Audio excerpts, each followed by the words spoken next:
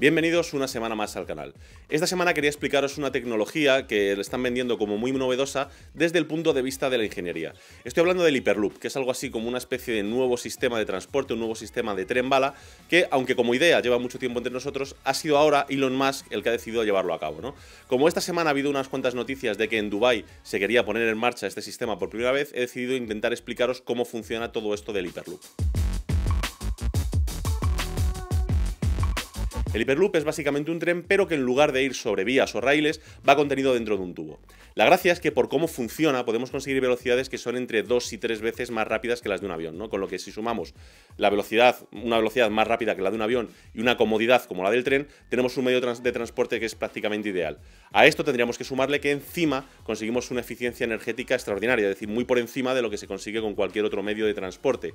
Y adicionalmente, y esto según sus creadores, seríamos capaces de instalarlo por mucho menos dinero de lo que cuesta, por ejemplo, una instalación de vías o una instalación de aeropuertos o cosas similares.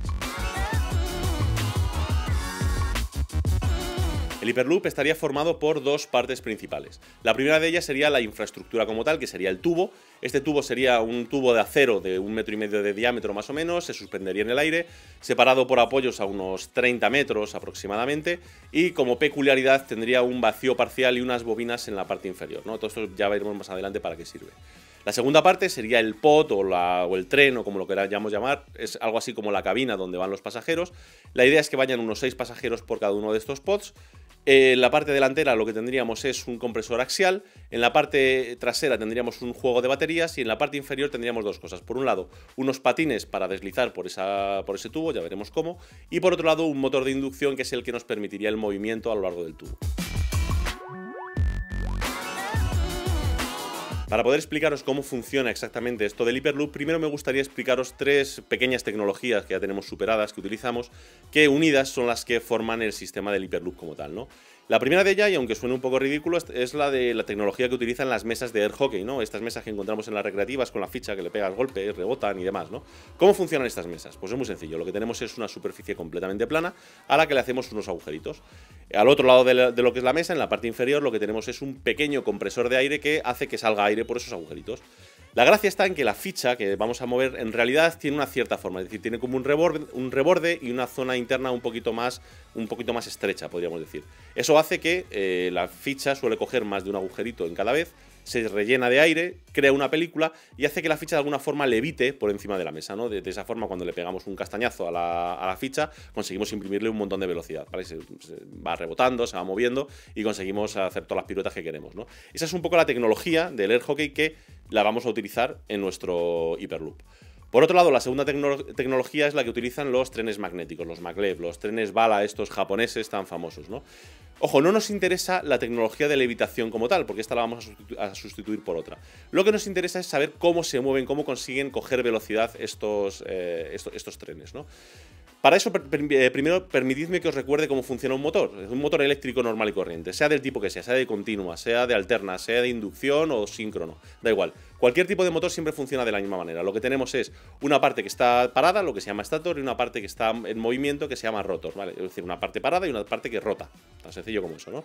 Lo que estamos haciendo es, en una de las partes, crear un campo magnético que va girando, y la otra de las partes lo que tiene es otro campo magnético que intenta pillar a este primero, de tal forma que si yo le meto una cierta velocidad, el eje, el rotor, intenta siempre imitar ese giro y conseguimos un movimiento. Es tan simple y tan sencillo como eso, aunque luego llevarlo a cabo no lo sea tanto, ¿no? ¿Qué es lo que vamos a hacer? Pues lo que vamos a hacer es abrir ese motor y hacerlo de alguna forma lineal. Es decir, lo que antes era una carcasa circular, ahora lo abrimos y conseguimos que sea una superficie.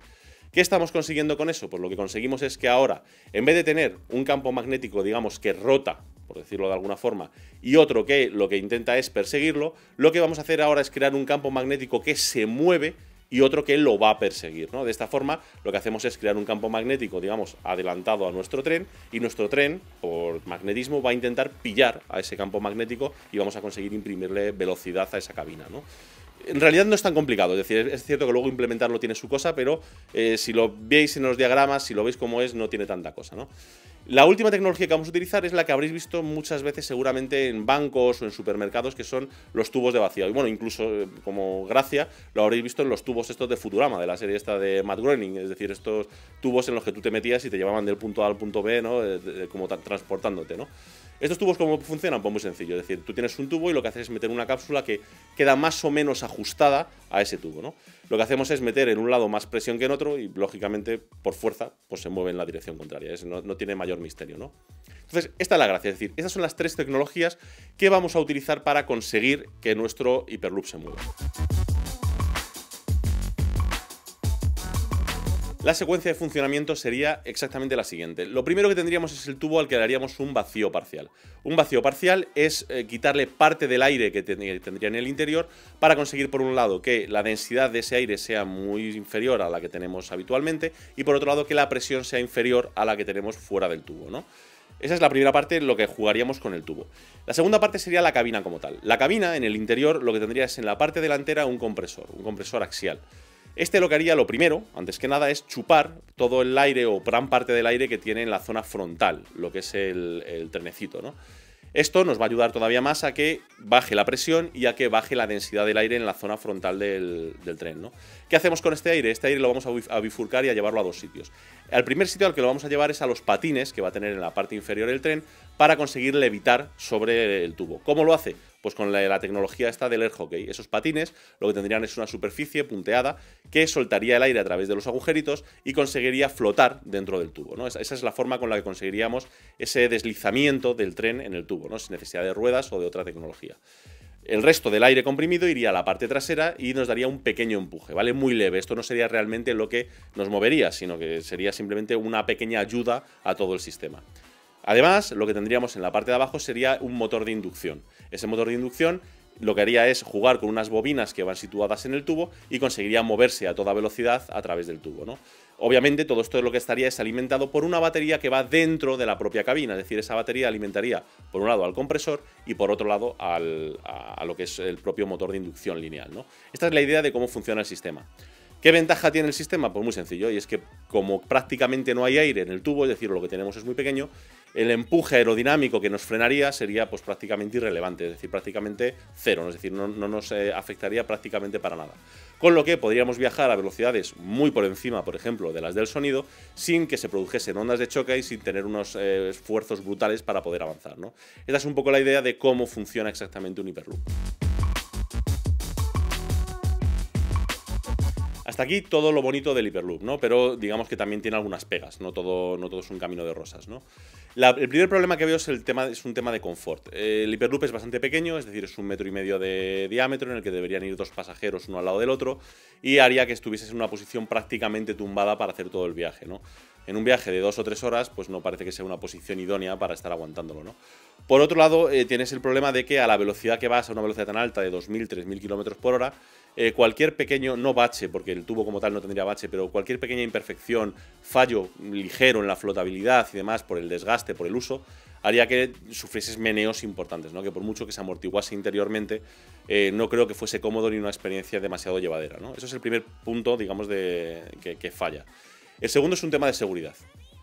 Digamos que si lo que estamos planteando son viajes de 2.000, 3.000, 4.000 kilómetros en un sistema que va a tanta velocidad, es muy fácil hacer un ataque terrorista o no terrorista al sistema. Es decir, simplemente con dañar ligeramente uno de los pilares en un punto que no esté bien vigilado, haría que cuando pasase la cabina por ese sitio, pues seguramente tendiese a estrellarse, ¿no? Y esto es peligroso. Es decir, esto no veo la forma de poder solucionarlo. Es decir, igual que un avión, derribarlo en vuelo, pues no es tan sencillo.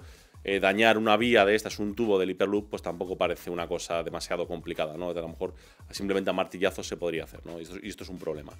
El último problema es que, a pesar de que Elon Musk y su equipo y todos los concursos que están sacando dicen que son capaces de hacerlo en un precio estimado, cuando han ido a construirlo han visto que ese precio realmente no se cumple, sino que en realidad construirlo es bastante más caro, ¿no? Con lo que ya esa ventaja adicional que estaban proponiendo, pues no parece que realmente vaya a cumplirse, ¿no? Oye, no sabemos si todo esto se puede solucionar en un tiempo razonable y en cuyo caso tendremos un medio de transporte que será pues prácticamente ideal. Ojalá que sí. Y con esto terminamos con el tema del Hyperloop visto desde el punto de vista de la ingeniería. Podría hacer un segundo vídeo hablando un poco de la historia del Hyperloop, de quién lo ha diseñado, de cómo se están haciendo unos concursos para conseguir nuevas tecnologías que mejoren el sistema. Pero realmente no sé si os interesa o no, porque no tiene tanto que explicar, sino que es un poco más simplemente contaros lo que hay. Es un poco más como de historia, podríamos decir, ¿no? Hacemos una cosa, si realmente os interesa, dejadme un like, ¿vale? La idea es, los vídeos que gustan un poco más en este canal llegan más o menos a los 1500 likes, los vídeos que gustan menos se quedan como en 500 aproximadamente. Si os apetece, o sea, no me valoréis este vídeo como tal, sino que si os apetece que haga el siguiente, dejadme un like, si no os apetece, no lo dejéis y ya está, y con eso yo pues tengo más o menos una idea, ¿no?